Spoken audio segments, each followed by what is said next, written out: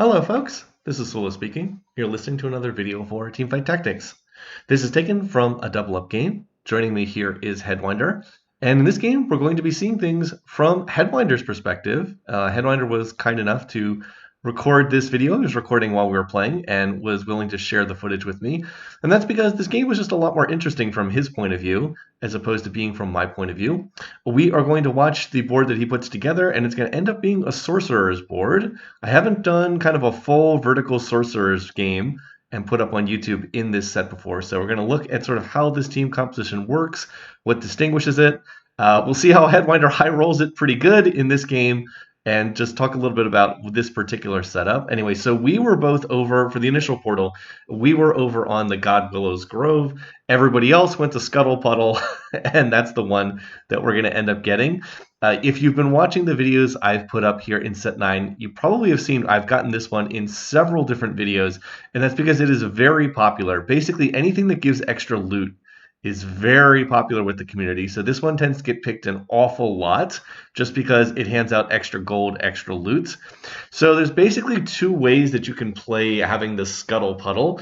One is you can use the extra loot to just buy up the board, buy up all the champions. The other alternative is you can sell everything and just try to get max econ, and that is what Headwinder is going to do. So normally you would not be able to just play one champion. So you see he just has one Samira on his board, one cost, 1-star Samira. Normally you can't do this because if you play just the Samira, then she'll die to the minions and you won't get the item drops. So that would be a disaster. But with Scuttle Puddle, you actually can do this because the scuttle crabs don't do any damage. So any champion out there will kill them eventually. And so you can see he's actually going to get up to 10 gold here. This is often a good way to play this. But the trade-off is, of course, that you are not making pairs. You are leaving your board in kind of a weak situation. You're more likely to be lost streaking in the early game. But, of course, the trade-off is you're getting additional econ. So that's what Headwinder is looking to do. He's actually gotten all 3 items dropped, so he's guaranteed to get gold here. And once again, he's not going to play any additional champions. His goal is going to be to try to get up to 20 gold here just for maximum econ value. But as I've said, the trade-off is by not buying any of these champions, you are most likely going to have to lost streak in the early game. I personally do not like doing this because I prefer playing from ahead. I always do better when I can get out kind of in front of the rest of the lobby and win streak as opposed to lost streaking in the early game. It just doesn't fit my play style, and different people different things work for different people, but Headwinder is more comfortable doing this. Headwinder is a better player than me, and in fact, he actually hit Master Tier on the very same day that we played this game. Look, he has exactly enough to get to 20 gold, just enough to hit the 20 gold right there. So he's going to be very rich as a result of this. Of course, he does only have one Samira on his board right now, so he's definitely going to have to put something together. You'll also notice that Headwinder uses some overlays, and by the way, it's going to be a prismatic lobby here. You're going to see he has some overlays that he likes to use here. Some interesting options. Froward Soul would be kind of interesting there. Also has Level Up, which is not a bad choice either. He's not running Aurelian Soul. He also has Built Different, which is kind of interesting as well. So lots and lots of different options there. But he takes the Ornn option, which is going to give you an Ornn item right now out of the Ornn Forge, and then it's also going to give you an additional Ornn item every 10-player round. So he'll get one, I believe, at the beginning of Stage 4 and then the beginning of Stage 6. You ultimately will get 3 Ornn items over the course of the game. Now he has to try to make something out of this total nonsense setup that he has here. And so, yeah, he has no frontline champs. He has no tanks. He just has a bunch of backline units. He also ended up taking Deathfire Grasp out of the 3 Ornn options, and that means that he probably wants to play into a spellcasting comp of some kind, because that's what Deathfire Grasp is it's a spellcasting item. Let me go ahead and read the official description here. I'll see if I can find that. Set 9 items. Let's see, where are the Ornn items? I'm looking at the cheat sheet here. Deathfire Grasp. Here we go. Deathfire Grasp. Combat start. The holder fires a blast of energy at their target, marks them, deals 20% of their max health as magic damage. For the next 8 seconds, the holder's abilities and attacks deal 50% increased damage to the marked target, 25% increased damage to other targets. It also provides 30 mana and 50 ability power. So a good single target damage, but it does also increase damage to other targets as well, not just the marked target. And 50 AP is pretty nice to get from an item right there. So as you can imagine, it's good on a spellcaster. You can also see that initially, Headwinder was thinking that maybe he put it on Oriana. Instead, he actually moves it over to Trist. So you can actually put this excuse me, you can actually put this on a champion that deals physical damage. It's not going to be as good because you're kind of wasting the AP to a certain extent, but it does just increase damage overall. It doesn't just increase magic damage. And by the way, here Headwinder's up against the person who's took in level up, and so we're going to get run over pretty good by that particular board. And not unsurprisingly, he is having the loss streak here in the early game. My board also is not particularly strong. So just to give you a sense of what I was doing here in the early game, I looked at the different options. I ended up taking Targon Soul for my Prismatic Augment. That's going to gives you +1 Targon, the same way that a heart would give you +1 Targon. And in addition to that, it also gave me a Taric at the start of the game. So I was like, oh, cool, there's a Taric here. I get +1 Targon. I will just play some Invokers here in this lobby, and that should work out pretty well. Well, then it turned out that I just never got Invokers. Pretty much all of Stage 2 and Stage 3, I just didn't find Invokers at all. So that is the danger of taking something like that. Yes, it gave me a Taric. But yeah, you can see I have found one Galio and one Soraka, so I just have no damage whatsoever on my board. That is the danger of taking something like Targon Soul if you don't already have Invokers, is you kind of lock yourself into a comp, and then if you just don't see units from that comp, you're kind of screwed because you can't really pivot. If you pivot, then you're down a Prismatic Augment, which you really don't want to have happen. All right, now this fight is relatively close. Again, Headwinder probably prefers that he loses this round so he can keep loss streaking, but it doesn't look like that's going to happen. So he is going to end up winning a round, and then he's going to come over to my board. Well, he is, but it's not going to be in time. So I'm going to end up losing that, and then he needs to sell to get up to 30 gold. He doesn't actually care about any of these units. He's just trying to play as much econ as possible. So Headwinder was very much in a I'm going to just run econ right now and then figure it out later state of mind. All right, so initial carousel here. We are the first two picks because we are not off to a great start in this lobby. I think we've lost 5 of the first 6 rounds, I believe. And we're on 83 health. But it turns out to be a carousel with 3 spatulas, which is kind of interesting. Now, I'm playing Invokers, and Invokers don't really benefit that much from spatulas, but I'm hoping that I can get another one at some point in time throughout this game to make the Tactician's Crown. I had done a double-up game with Grillo right before this one, and I had the opportunity to make grab a spatula from one of the gift rounds where you have the chance to gift your partner something, and I was like, well, I can't really use a spatula in the team that I was building. I think that I was running a gunner's board, and you can't really do a whole lot with spatulas in a gunner's board. But so I turned that down, and then I ended up having the chance to take like 3 more spatulas over the course of the game. They were on the future carousels. They were on the future gift rounds. I was like, oh my god. So I could have had like double Tactician's Crown. So I was like, all right, the next game I'm just going to take spatula if it's offered, and that's indeed what ends up happening in this one. So yeah, I'm trying to form this Targon board, and it's not going well because I can't find any of the Invokers that I would need to make the board happen. For right now, the Sorc items, the spellcasting items are being held by Oriana, but she's not really a good person to hold these items. She's really a support unit, so she's not exactly the best one to hold a Deathfire Grasp.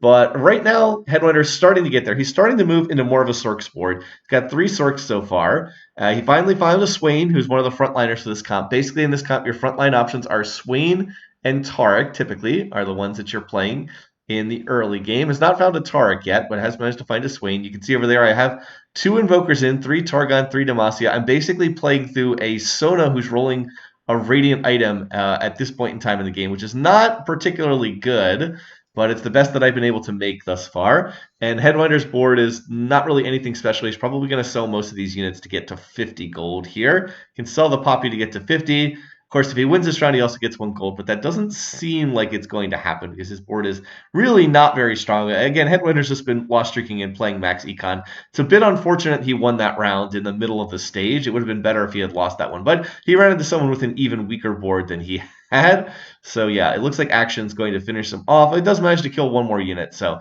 going to sell to get to 50. And he's in a really strong position economically. We're not in a great position in terms of health. And in fact, there's one team that's on full win streak, which is pretty concerning that they are 100 HP full win streak at the end of stage 2. All right, now that we've got a minion round here, by the way, all the minion rounds are Scuttle Crabs. So you'll continue getting additional gold and not having to worry about the minions killing your own units. So let's talk a bit about the Sorcerer's trait, because that is what Headwinder is playing into in this game, and he does have Sorcerer trait in right now. What does the Sorc trait do in set 9? As I said, I haven't done a video on this before. Well, it does two things. The first thing it does is it gives ability power, and that's kind of the more basic thing is the more Sorcs you have in, the more ability power you have.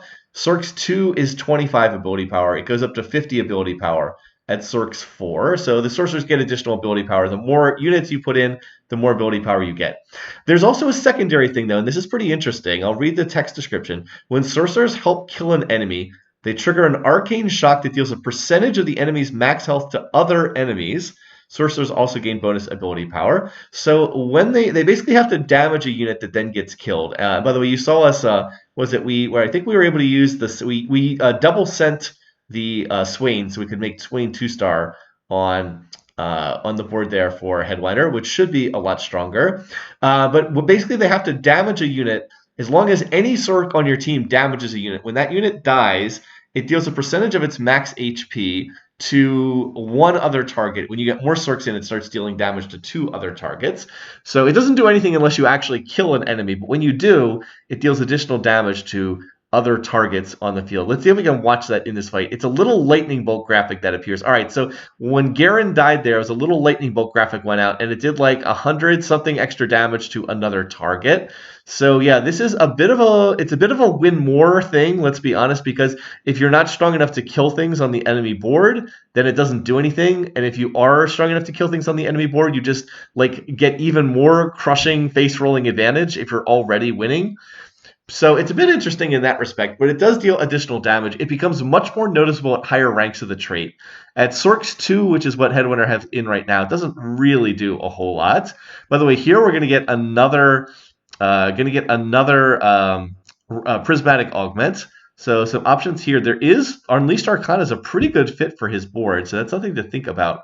Certainly. Also has Harm Assist. Your units heal for 25% of the damage they deal and convert 30% of excess on the next attack. Also has Ancient Archives, and Headwinder's going to go for the more risky option here. So this is double Tome of Traits. This is a very high risk, high reward option. So you can again see how Headwinder's playstyle is a little bit different than mine. I would personally not go for this. And it's not that it's necessarily a bad option. It's just it is a risky option. So basically what he's going to have to do is going to pull from the Tome of Traits, and he wants to find something that fits his board. Now, the way the Tome of Traits works is it looks at the traits that you had in on the previous round. So right now, Headwinder needs to wait a round so he can pull the Tome of Traits, but it counts up how many traits you have over on the left-hand side. It doesn't matter if they're active or not. You just have to have the traits over there, period. And then based on how many traits there are, it will tailor what you get out of them to the number of traits. Right now he has 9 traits over there. Sorc, Multicaster are the only ones in. Then Invoker, Strategist, Targon, Demacia, Noxus, Piltover, Void. So 1, 2, 3, 4, 5, 6, 7, 8, 9. With 9 traits, it will be 3 of the 4 will be tailored. So he's going to get 3 of the 4 options are going to be from that list. And it can't be Multicaster because Multicaster is not a makeable emblem in this game. Headwinder was trying to get Yordle trait in as well because you can't get a Yordle emblem either. So it's going to be 3 of the other 8. And he's going to get Sorc. That's great. That's what he wants. He's going to pull again. And oh my god, he got Sorcs again. So that is a high roll moment from this game. Excuse me. He actually pulls double Sorc emblems from the Tome of Traits. That is absolutely the best possible option that he could have gotten, because this is going to make it vastly easier to go vertical Sorcerers in this game. Sorcerers don't really do that much until you get up to 6 Sorcs, and that's where the benefit from Sorcerers starts getting a lot larger. But it really becomes an overpowered trait if you can get up to 8 of them. The problem is it's almost impossible to get up to 8 of them. And you also have to play Sorc units you don't really want. Now there are, let's see, 1, 2, 3, 4, 5, 6. There are 7 Sorc units total in the game. That includes Ari, who's a 5-cost legendary unit. So you have to get at least 1 Sorc emblem in order to play 8 Sorcs. And you also have to play some pretty bad Sorc units to play 8 of them. You have to play Orianna and Malzahar, who are quite bad in the late game. So ideally, normally what boards will do is they'll just play 6 Sorcs, and they won't go up to 8 because you have to have the emblem, plus you have to play units that aren't very good. So normally the build that plays Sorcerers just stays at 6. But with double Sorc emblems, that actually becomes very realistic that he can look to go up to 8 Sorcerers. He can just basically play the standard 6 Sorcerers board and and just play with double emblems. So instead of being 6 Sorcerers, it'll be 8 Sorcerers. So this board is starting to come together right now. As the 5 Sorcs in right now, needs to find another one. There's actually a lot of Sorcerers he could find. And he has the Sorc emblems on Sona. Basically, Sona always gets the Sorc emblem. If you have one, she's the best option. And then I'll have to figure out who we can put the second one on. It's on Soraka right now. Headwinder was also able to get a tier there. By the way, here's going to be the gift round, and there is a spatula, so I'm going to use that, and I'm going to use it to make a Tactician's Crown, Force of Nature. So that's going to allow me to run +1 team size, which is good because my board is pretty weak right now, let's be honest. And just going to dump in the Lysandra right now for Invoker. But he really needs to find another Sorc so we can get up to 6 Sorcs. This is actually not great luck not finding these here. He does find a Karma for me, so that's kind of nice. But can he find at least one more Sorc? It's kind of crazy. He can't find any more Sorcs. He can play the Swain here. It's like, can he actually find one more Sorc unit here? Again, there's 7 Sorc units in the game. It shouldn't be that hard to find all of these. I think he's going to stop here on 30. He also finds an Aphelios for me. I need to run Aphelios so I can run 6 Targon. So Headwinder's finding some things for me, but not really finding that much for himself. So he had the insane high roll to get the double Sorc emblems. But in terms of actually finding Sorc units, he's not having that much luck. He really wants to find Lux, and he really wants to find Ari if he can. Ari, of course, is a 5-quest unit, so he's not too likely to find Ari. And by the way, we're getting dunked on by Darius here. So, yeah, we're starting to lose quite a bit of health. This game is not really going the way that we want. It's going to have to be a play from behind game because my board is very weak. I'm not finding Invokers. I still don't even have 1 Karma yet, and we're at the end of stage 3, which is not what you want if you're playing Invokers. You really want to have 2-star Karma right now, not 0-star Karma when you're playing this board. And then I'm going to get the option to send something over to Headwinder, and I believe he takes the target dummies here. I believe for the time being he's going to play Kaisa as a Sorc, which is probably better than the Soraka, let's be honest. And yeah, he's going to take the target dummies, which makes sense because the Sorcs are also kind of a stall comp. Sorcerers, their weakness is the front line. The front line is not very strong, so having just additional front line to stand up there tends to be good. It's what you'd expect for a comp that's based on squishy magic casters is the idea. But yeah, this has not been a great stage, let's be honest. And we've lost a lot of health, and both of us weren't even able to go full loss streak. So our econ is not amazing either. Both of us had like a single random win somewhere in there that prevented us from going full loss streak. So like the potential is there, but we're going to have to make our boards in the near future because we are losing a lot of health here. We're down to only 47 HP, tied with this other team in the lobby. I was not feeling super optimistic in this game right now because, as I said, things just were not going especially well. Really, the strength of the team right now is the 2-star Swain. The Swain with the Gargoyles plus Ionic Spark is actually in a reasonably strong position, but unfortunately there's not a lot of damage behind that. Oriana, not really the carry you want. She's a support unit, not a carry unit. At least that round's pretty close. Headwinder has a good loss. He only 2 units alive on the enemy board, but is not doing amazingly economically. So he was saying he really needed to find Lux, and I believe that I'm able to find a Lux for him. When I of course do a roll down on level 7 here, trying to make my board. He is going to get another Ornn item as well, so that's nice. So he's going to have the chance to take one of these. I think he takes the Atom of Visage, which is probably the best choice. None of those would have really been great for a spellcasting comp. You don't want like Death Stance on a spellcasting board. So we're both new. We're going to have to roll here on 7 to try to make our boards. And yeah, you can see he just sells the Oriana because he knows he's going to transfer over. He really wants to find a Lux because Lux is typically the main carry in this build. The alternative is you can try to 3-star Vel'Koz. That's also an option. I actually had a 2-star Vel'Koz that I was willing to send over to him, but Headwinder said he didn't need it. Which I think we really probably should have sent that over there, but at least he gets really good items here. Tears and Rods are exactly what you want when you're playing this build, and that's what he's finding. So we're going to find another Aphelios there. He finds a Jarvan, and he's going to move the Sorc emblem over to Jarvan, which makes sense. You want to play Jarvan so you can get Demacia in. Then he finds the Ahri at 1%. So, okay, this game is so weird. He can't find, like, a Malzahar, but he ends up finding and Ahri at 1% odds also has a 2-star Karma that he can send to me, so that's pretty nice. And there's the Lux coming over from me. So we are doing a good job to communicate and put our boards together. And now finally Headwinder does kind of have the core of the comp here. So now he just needs to put his items on. So let's see, he's going to itemize the Lux. He's going to put the blue buff on Ahri. That's really good. Blue is her best item. And then he's going to put a Jeweled Gauntlet on the Ahri. And all right, now he's kind of got the core of his board together. So let's take a look at what he's got here. We're going to get another, well, we'll do the augment and then see what he has. So now Headwinder's board has finally come together. He has 6 Sorcs in. He has all the units you would normally play. He actually has Ari. Normally you'd have like Malzahar on your board. Instead he has Ari, which is better. And he's got pretty good itemization as well. All right, so for last option here, Jeweled Lotus would seem like a pretty good option right here. But Cybernetic Leech. Definitely likes the Cybernetic Leech because that gives additional health and grants Omnivamp to all the champs. So yeah, he ends up going with the Cybernetic Leech instead. He actually also didn't really need Jeweled Gauntlet that badly because he already has a Jeweled Lotus. He already has a Jeweled Gauntlet on Ari, and he has the chance to maybe make another one on Lux as well. So yeah, this is really the core of the board here. These are the units that you typically would play on this board. So he's got.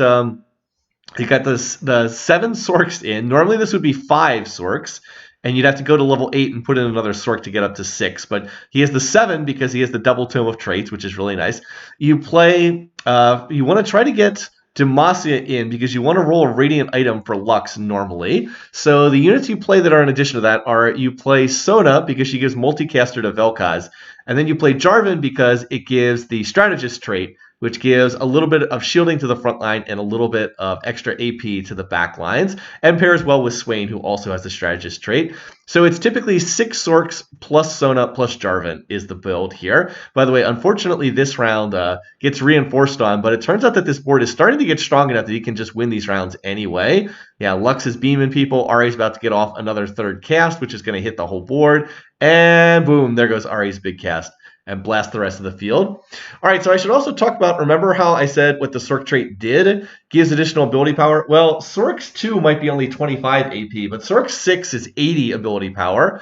And it actually goes up to 120 if he can get up to Sorc's 8, which he should be able to do. He just has to find Malzahar and get up to level 8. And then there's that secondary property about when a unit dies that a Sorc unit has damage, it will shock other enemies for a percentage of their max health. Sorc 6 is a big jump there because it goes from shocking 1 enemy to shocking 2 enemies. Sorc 6 is shock 2 enemies for 12% of their health. So it's pretty noticeable now when units die. The little lightning blast is going to hit 2 units, not 1. And by the way, that does apply to the target dummies. So it's actually kind of bad having the target dummies because that little shockwave is going to hit 2 additional targets. And it's going to do 12% of max HP. So you can see that, yeah, this board is just starting to blast through people. And it helps having both the Ari and the Lux on the board. In this patch, Ari got buffed pretty significantly. And that's because she was seen as being one of the worst 5 costs before this. So they sped up her cast animation and also buffed her numbers as well. Ari really wants blue buff. It's her best item because Ari's 3rd cast is the big wave that hits the whole board. Her 1st cast kind of does like a chain lightning effect.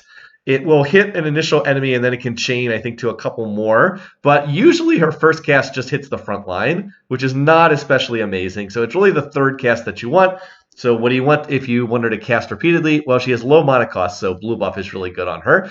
And then the Jeweled Gauntlet, so her stuff can crit, is fantastic. And now he's been able to make another Jeweled Gauntlet, which is going to allow Luxes to crit as well. The Jeweled Gauntlet is just fantastic because he's getting so much AP from the Sorc trait and the Strategist trait that it then allows him to... oh, wait, actually, did he already have Malzahar on the board?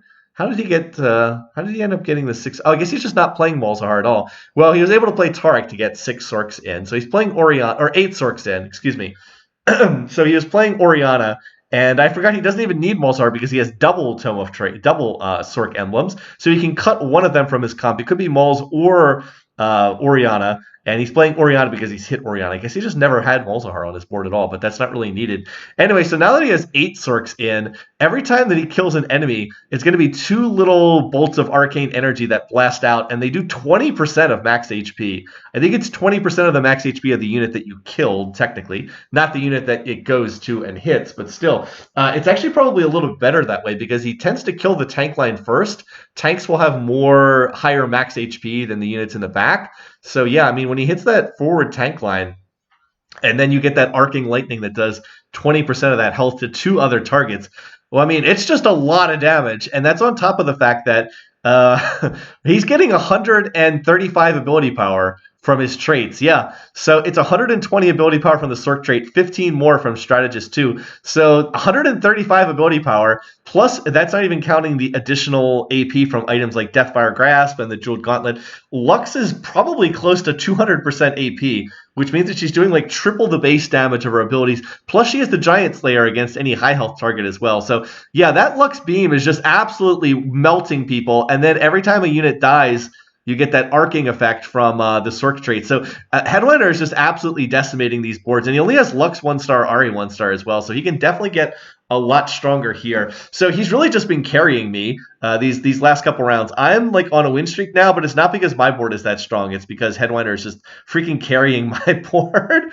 I'm on 8 Galleos, 8 Karma, so I'm actually pretty close to hitting some stuff. I also do have a Lux for him. So even though my game has not gone especially well, I was trying to, I ended up forcing Invokers, and it wasn't really there, but I was making the best do with what I had.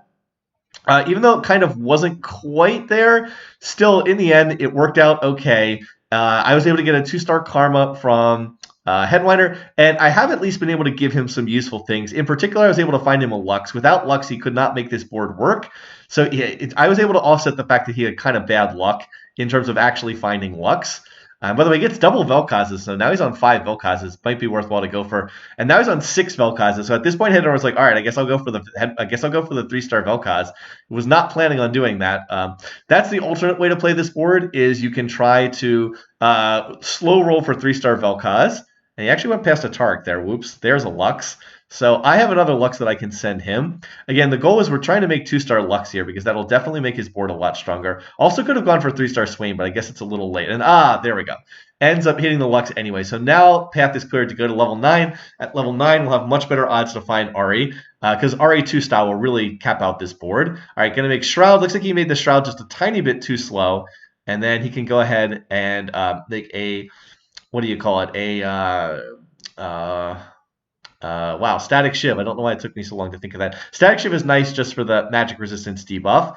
Anyway, I do have 4 Targon, 6 Invoker in, and I am just barely off the 3-star Karma. So I believe that Headwinder is going to be able to send me the 1 Karma that he's picked up, and it's going to allow me to get the 3-star Karma. We also have another gift round here, so he has the option to send me something. I end up taking the Thief's Glove because I have a 3-star Galio who is unitemized right now, and he has the send back, so he can send me the Karma. And that'll make 3-star Karma, and that'll at least make my board respectable. My board is still not strong, let me be clear, but at least with 3-star Karma, it's solid. It's not just instantly getting plowed over by these other boards.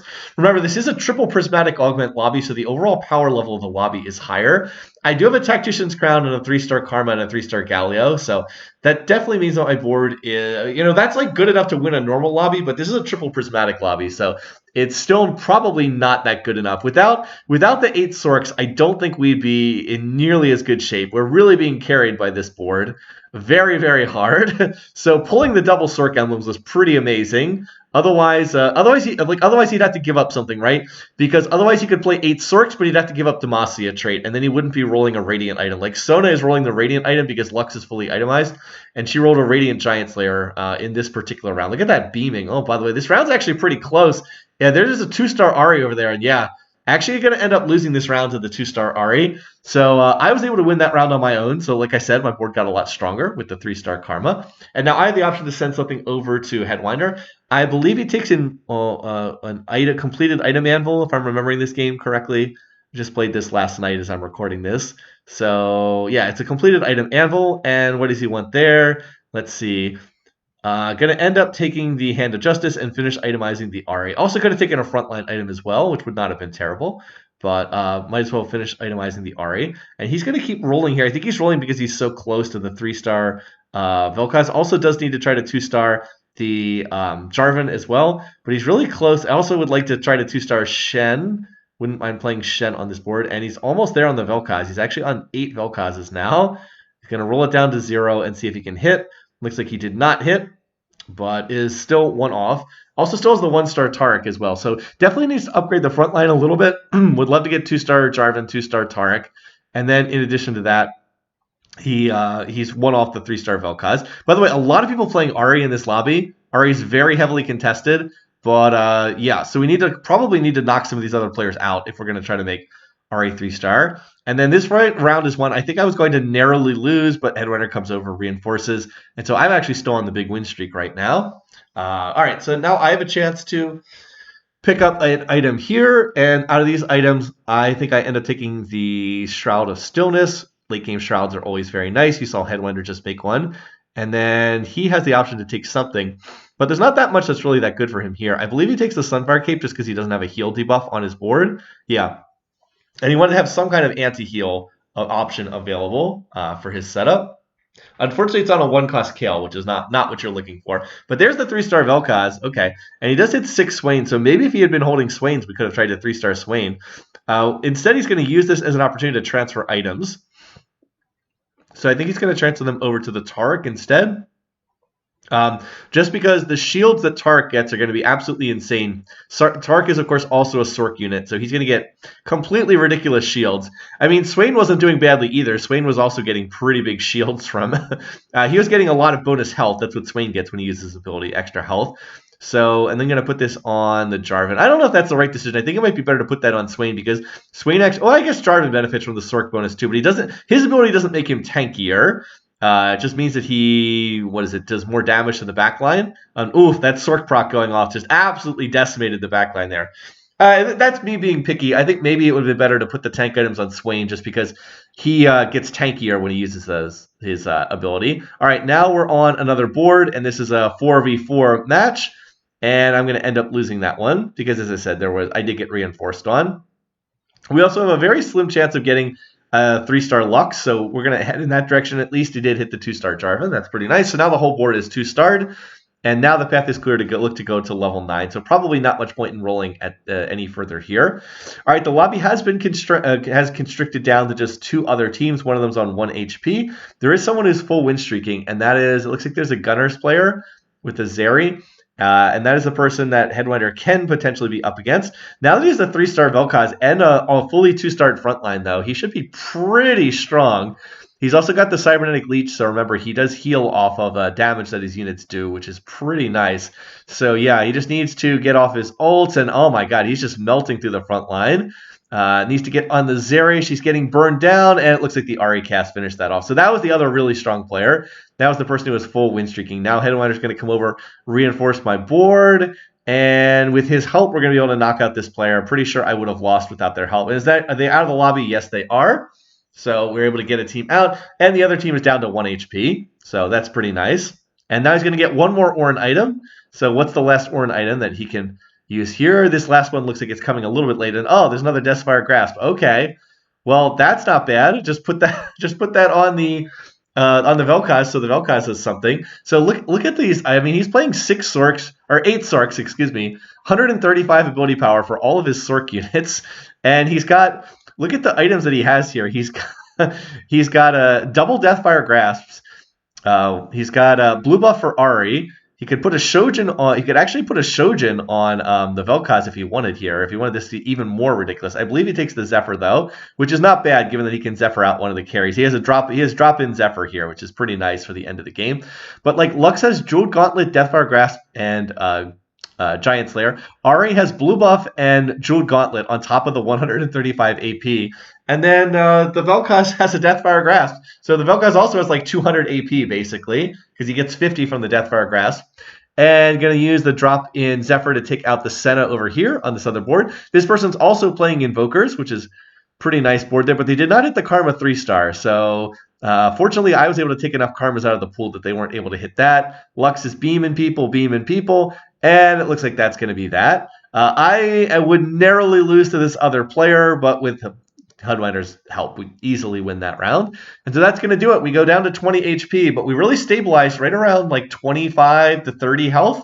And it all happened when Headwinder was able to get up to Sorcerers 6. That was when his board came together. And yeah, Sorcerers 8, really strong, especially with the items that Headwinder had. He had really, really, really good itemization for his Sorcerers 8 board. So I was glad that I was able to show this, even though it was kind of a disgusting high roll game with the double Sorcerer's emblem. But hey, high risk, high reward. Headwinder went for it, and it worked out. Well, as the animations you can see right here are playing out. I was able to get promoted to Diamond 4 as a result of this, so it's nice to be able to make Diamond. That is about, as of right now, about the top 1% of the double up ladder. There are fewer people who play double up mode, and you have to play quite a few games to get up to Diamond, so not a lot of people make it there. And definitely thanks to Headwinder, Grillo, and Antisocial who have been joining me here. Hey, we'll see how high we can get before the end of the set arrives. Anyway, thanks for watching. Thanks for listening. Hope you enjoyed this video. Until next time, take care, folks, and I'll see you again soon.